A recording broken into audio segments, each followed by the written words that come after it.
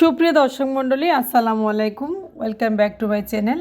আলী সাহেবের চ্যানেলের পক্ষ থেকে একটা রেসিপি নিয়ে চলে আসলাম। আমার আজকের রেসিপি হচ্ছে চালের হালুয়া।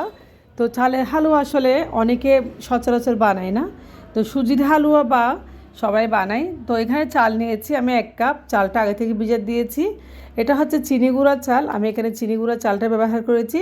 আর এখানে চালের সাথে আমি কিছুটা পরিমাণে গাজরও গ্রেট করে দিব।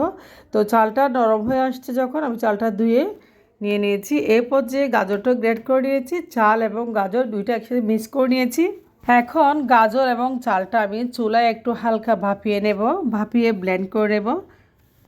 তো চাল এবং দেখেন গাজর আমি একসাথে একটু হালকা ভাপিয়ে নিচ্ছি গরমভাবে। তো এখন চালটাও একদম সিদ্ধ হয়ে গেছে আর গাজরটা সিদ্ধ হয়ে গেছে। তো গাজর এবং চাল আমি ভালোভাবে ব্লেন্ড করে নিব।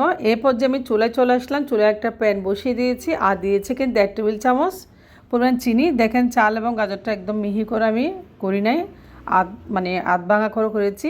এদিকে চিনির ক্যারামেলটা আমি করে নেব। চিনির ক্যারামেল হয়ে গেছে। এরপর যে আগে থেকে জাল করা 1 কেজি দুধকে আমি হাফ কেজি দুধ করে নিয়েছি। জাল করা দুধটা আমি ক্যারামেলের উপর দিয়ে দিয়েছি একটা কালারের জন্য। তো দেখেন ক্যারামেলটা আমি ভালোভাবে করে নিয়েছি, যেন পুড়ে না যায় সেদিকে খেয়াল রাখবেন। ক্যারামেল পুড়ে গেলে হালুয়াটা আসলে তিতে তিতে লাগবে। তো দুধ এবং চিনি ক্যারামেলটা ভালোভাবে নেড়েচেড়ে আমি মিক্স করে এখন দিয়ে দিচ্ছি চাল এবং গাজরের মিশ্রণটা। তো চাল এবং গাজরের মিশ্রণটা আমি আগে থেকে ব্লেন্ড করে নিয়েছি।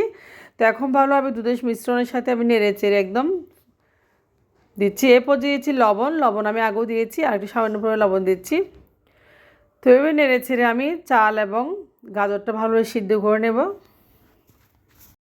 তো দেখেন মিশ্রণটা একটু একটু ফুটতে শুরু করেছে এবং বোঝা যাচ্ছে এখানে চাল এবং গাজরটা একদম মিহি হয়ে গেছে।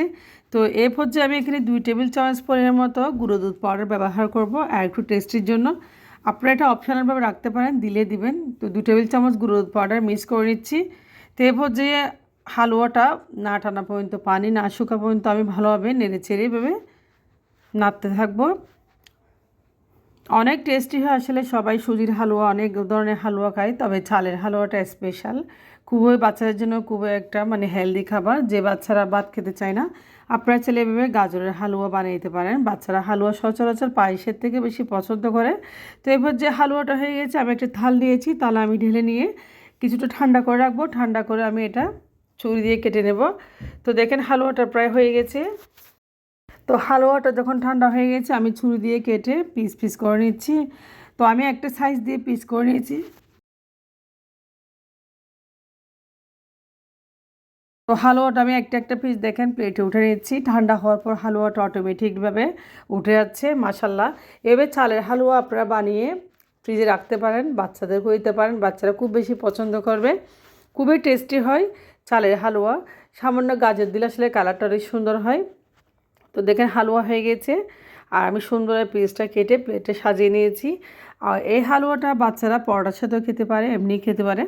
তো আল্লাহ হাফেজ, আসসালামু আলাইকুম।